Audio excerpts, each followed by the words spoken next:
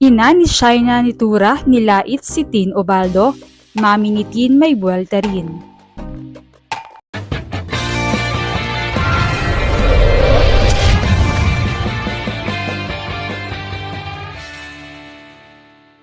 What's up, Volleyball Nation? Welcome back to my YouTube channel. Narito ako para magbigay sa inyo ng updates tungkol sa mundo ng volleyball.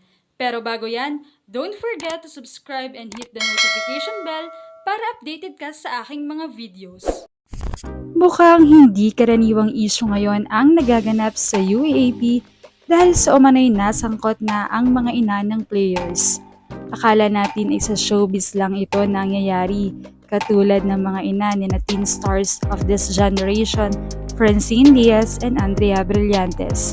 Subalit pati pala sa volleyball. Ito ay umano'y nagsimula sa mga swag sa games hanggang sa hindi na napigilan na maglabas ng hinaing ng kanilang mahal sa buhay.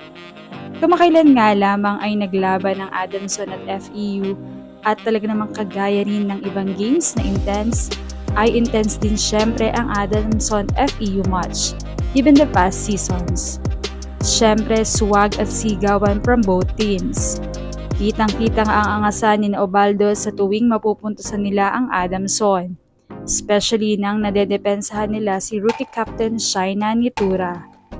Hindi naman nga umubra ang Adamson kaya naman umuwi silang talo sa kamay ng FEU.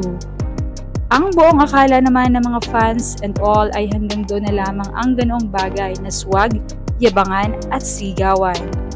Pero isang post mula sa ina ni Shaina ni Tura ang lumabas. Ayon kay Mami Marie ni Tura, Inday, super players na nakakalaban ni Shaina bago pa kayo, pero di siya sinisigawan sa court. Ikaw wala ka pa sa pagka-super pero ugali mo same ng kulay mo. Wait ka lang, hindi pa tapos ang season. Huwag kang humanash. Kung si Shaina deadma, si Maleficent hindi.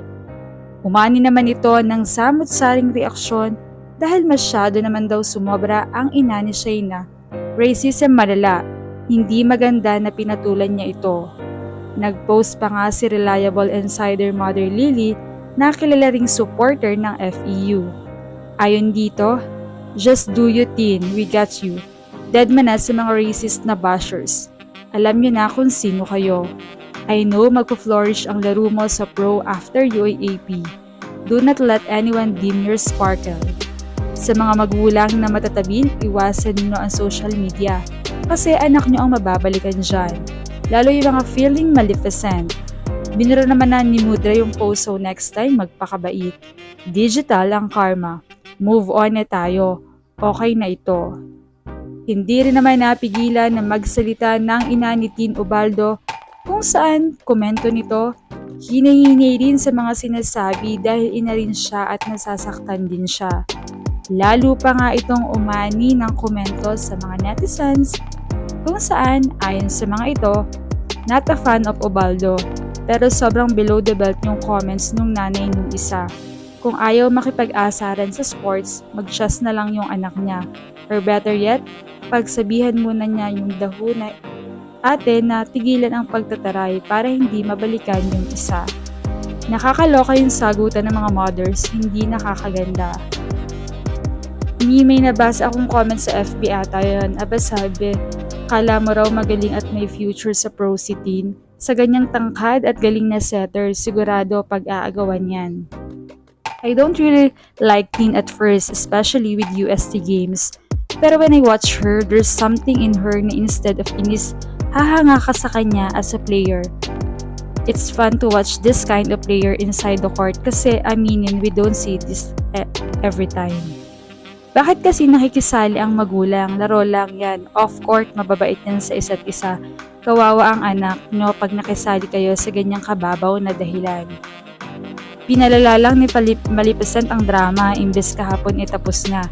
Hindi maganda ang talak niya kay Ubaldo. Ina siya. Pero nakakasakit din siya ng isang ina. Personal take niya yun kay Tin. Personalan ng atake ni Maleficent. Hindi nakaka-mother yung ganong talak. Sana inisip niya muna na may anak siyang pwedeng tumanggap ng balik sa lahat ng pinagsasabi niya. Samantala, sa panibagong update ayon pa rin kay Mother Lily, sabi niya sa tweet, Update, umuwi pa pala si Tin sa kanila para pagsabihan ng nanay niya na wag nang mag-comment ng kung ano-ano sa social media. Kasi sanay naman daw siya sa bashing. Hugs Tin. Ayon pa sa mga komento ay talagang never nagpa-apekto si Tin Ubaldo since season 84 kasi ay marami nang nambabash sa kanya the way siyang maglaro.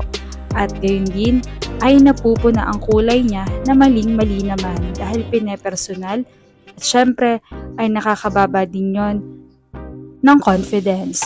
Hiling naman ng mga fans na sana sa mga susunod na game ng FEU ay huwag isipin ni Tin ang mga sinabi o mga pambabash at hindi ito makaapekto sa laro niya. Anong masasabi niya rito? Leave a comment below. Thank you for watching and don't forget to subscribe.